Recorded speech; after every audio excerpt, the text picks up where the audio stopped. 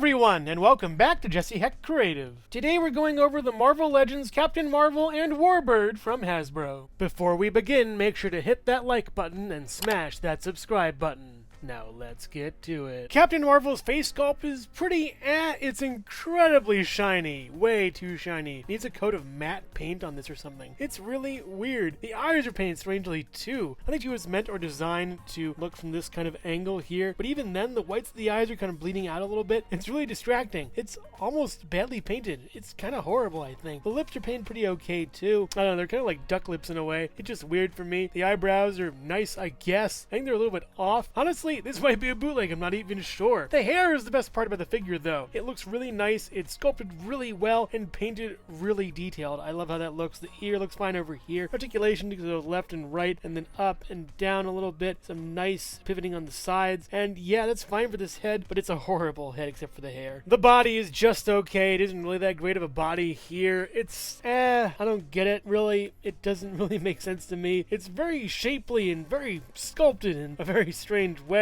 Yeah, you can see what I'm talking about right over here. It's all spherical and everything, if you catch my drift, but it just doesn't really look that great to me. I think it could look better with better proportions, but I digress. Articulation goes sort of up this far. It's really hard to maneuver the arms, and it kind of breaks apart this a little bit if you don't have it fully on. You can swivel the arm all the way around, swivel the bicep all the way around, get a single joint right over here. This is way back when, just 90 degrees, that's whatever, swivel, and then hinge up and down, up, down. Not really that far or that great for this. It's just barely okay. Putting that down, this other arm is the same kind of way. Get a swivel over here, but again, that kind of breaks this sort of sculpt going on, but you get all the way around, at least back and forward, and side to side really nicely. This is a floaty belt, which is pretty cool, and the belt is the best part of the figure, I think. It's really neat, very nicely sculpted, looks wonderful. Love this belt. Rest of the figure I could live without, and these buttons are really neat too. The legs are very bog standard. It's just blue from the body, and then red from the gloves. Yawn. You get these buttons though, which is pretty nice on that. And there's that stupid thing again over here. But yeah, you get out, not really that far. That's horrible. Up, it's pretty okay. Back, it's not really that great at all. All the way back, yeah, the painted pins are just awful on that. Doesn't really even kick all the way up. You get a swivel over here. No swivel down here. You easily could have done a swivel. That's a shame on that. You get a pivot right over here, and then down, and then up. And that's not really that much. Not really that great with two pig holes at the bottom of the feet. Yeah, really strange figure. Really weird. I just don't get it. For accessories, she comes with this helmeted head that's pretty neat. I like the mohawk look coming out of the top. It's really wonderful. The hair does match, by the way, with the other head and this head. So yeah, it looks nice together, at least this hair. That's pretty cool. On the other side looks nice too. It's just a really cool mohawk. The eyes are done in this white. The lips are done much better, I think, compared to the other figure. Oh yeah, way smaller lips on this. Lipstick at least. Yeah, and the ears look pretty cool as well. That's sort of a ratcheted kind of little rivets over here. Looking really nice. The nose looks good too. And the whole head is really sculpted well. You get a swivel over here and then back and forth, up and down, and then some pivot. Pretty nice. Not as good as the other one, but the head looks way better on this body. And she also comes with these sort of blast effects around her fists that look really neat. They're speckled with little silver, which is pretty cool, and they're done in a light pink, and they fit really well around each hand. Doesn't matter which hand. She also retains the same articulation she had before. Really not that great though, but it at least works well, and they are really cool effects, and I think they're just unique to her. No one else has these. Hello everyone, and thank you so much for watching so far. Make sure to click like, subscribe, share, and leave a comment. You can also click the bell icon for more creativity. Now let's get back to it.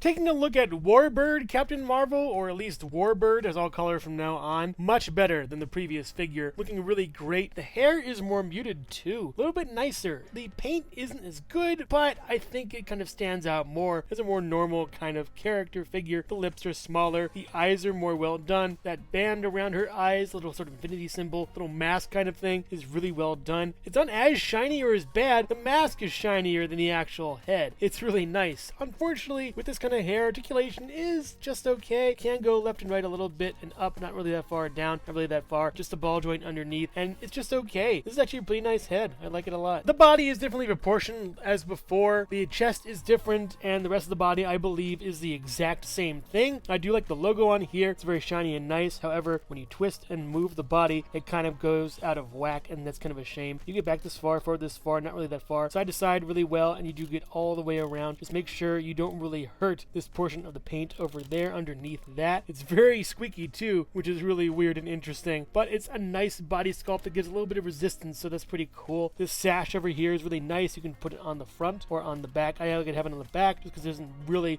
block anything, high kicks or anything. Figure you can't really move that back anyways, not much, but it's a nice sash. I like the other one better on the previous Captain Marvel. The arm can go up this far and down and all the way around. You do get a swivel over here as well as a single jointed elbow. I wish it came with a double, but this is just okay for now. A swivel and then up and down as well for the hand, and that's basically it. Same on this side, and it's an okay body, a little bit better than before. I also gotta say it looks like a swimsuit and kind of feels like a swimsuit in a way because of all the shininess and glossy material. It's kind of weird. Coming down the leg, she has these really long thigh-high stockings, boots, what have you. They're nice. They got pegs in the sides too, and pretty okay look, I guess. The paint is seeping through. It is painted in flesh instead of in black, which is a bummer, but goes out this far, not really that great in, and up this far and back, not really that far at all. A double jointed knee over here, working much better than the previous Captain Marvel, and down. A swivel up here, no swivel down here, that's a shame. Down, and then up, and then a pivot with two pecos upon the feet. Very plain and simple legs for a plain and simple gal. She doesn't come with any accessories of her own, but you can swap the other Captain Marvel's body parts and accessories onto her. It works fine, but I think the skin tones are off, as well as the proportions are off. This body seems way more musculature, whereas this body, this head at least, seems a little more refined and a little thinner and skinnier. Yeah, it works okay, but not really that great in my opinion. Give me the other ones. I'll keep the effects though, probably. And on the inverse, it looks pretty okay. This head on this body looks fine, I think. It works out pretty well. Even the articulation is better, much smoother and way less give. Maybe these should have been switched after all. And here is Captain Marvel and Warbird standing next to each other. They look nice together, and it's kind of interesting. You can't really tell they're the same character, but you kind of know underneath. Captain Marvel stands at about 6 inches tall or so up to the mohawk, maybe just under, and Warbird stands at about 6 inches tall or so as well. They look really nice together. And also here's Jesse Hecht Creative.